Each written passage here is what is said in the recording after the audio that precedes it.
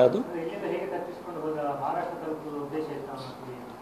ಅದೆಲ್ಲ ಮುಂದಿನ ದಿವಸಗಳಲ್ಲಿ ನಾವು ಕ್ಲಾರಿಟಿ ಕೊಡ್ತೀವಿ ಅದರ ಬಗ್ಗೆ. ಈಗ ಅದೇ ಹೆಸರು ಮತ್ತು ವಯಸ್ಸು ಹೇಳಿದ್ದೀನಿ. ಅವರು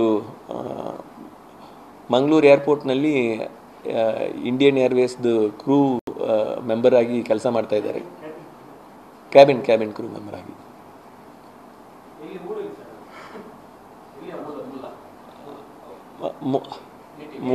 ಮೂಲ ಅವ್ರದ್ದು ಸಾಂಗ್ಲಿ ಮಹಾರಾಷ್ಟ್ರ, ಬಟ್ ಹಲವು ವರ್ಷಗಳಿಂದ ಇಲ್ಲಿ ಮ್ಯಾರೇಜ್ ಆಗಿದೆ ಅವ್ರಿಗೆ. Yes is married. Those details ಎಲ್ಲ ಬೇಕಾಗಿಲ್ಲ, ಪರ್ಸನಲ್ ಡೀಟೇಲ್ಸ್ ಅದೇ ಈಗ ಕನ್ಫೆಷನಲ್ ಸ್ಟೇಟ್ಮೆಂಟ್ ಆರೋಪಿದ್ದು ಮಾತ್ರ ಇದೆಯೇ, ಅದನ್ನು ನಾವು ವೆರಿಫೈ ಮಾಡಿ ಮುಂದೆ ಡೀಟೇಲ್ಸ್ ಕೊಡ್ತೀವಿ.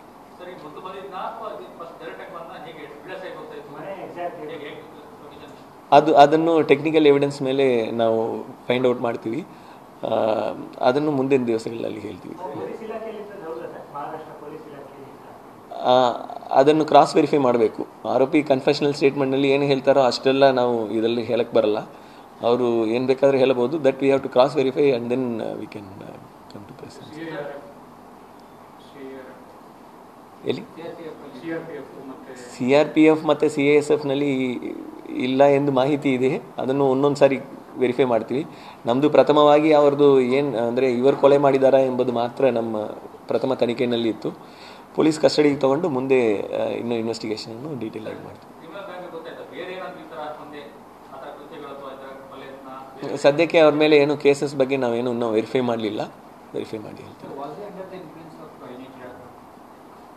ಇಲ್ಲ, ಅದೆಲ್ಲ ನಾವು ಚೆಕ್ ಮಾಡಬೇಕು. That those things will check.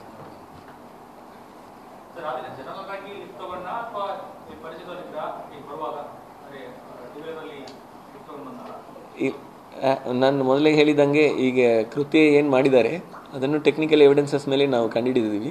ಉಳಿದವರು ಯಾರ್ಯಾರು ಲಿಫ್ಟ್ ಕೊಟ್ಟರು ಅಥವಾ ಏನೇನು CCTV ಫುಟೇಜ್ನಲ್ಲಿ ಇದೆ ಅಥವಾ ಬೇರೆ ಟೆಕ್ನಿಕಲ್ ಎವಿಡೆನ್ಸಸ್ನಲ್ಲಿ ಏನಿದೆ ಅವ್ರಿಗೂ ಕರೆಸಿ ಎನ್ಕ್ವೈರಿ ಮಾಡಿ ಸ್ಟೇಟ್ಮೆಂಟ್ ಡೀಟೇಲ್ ಆಗಿ ಕೊಡ್ತೀವಿ. ಆಮೇಲೆ ಈಗ ಕೋರ್ಟಿಗೆ ನ್ಯಾಯಾಲಯದಲ್ಲಿ ಅರೆಸ್ಟ್ ಮಾಡಿದ ಮೇಲೆ ಕೋರ್ಟಿಗೆ ಪ್ರೊಡ್ಯೂಸ್ ಮಾಡಿ ಮುಂದೆ ಪ್ರೊಸೀಜರ್ಸ್ ಇನ್ನೂ ಕೆಲವೊಂದು ಕಾನೂನು ರೀತಿಯ ಪ್ರೊಸೀಜರ್ಸ್ ಇರೋದ್ರಿಂದ ಅವರನ್ನು ಕಸ್ಟಡಿಗೆ ತಗೊಳ್ಳೋಕ್ಕೆ ಕೋರ್ಟಿಗೆ ರಿಕ್ವೆಸ್ಟ್ ಕೊಡ್ತಾರೆ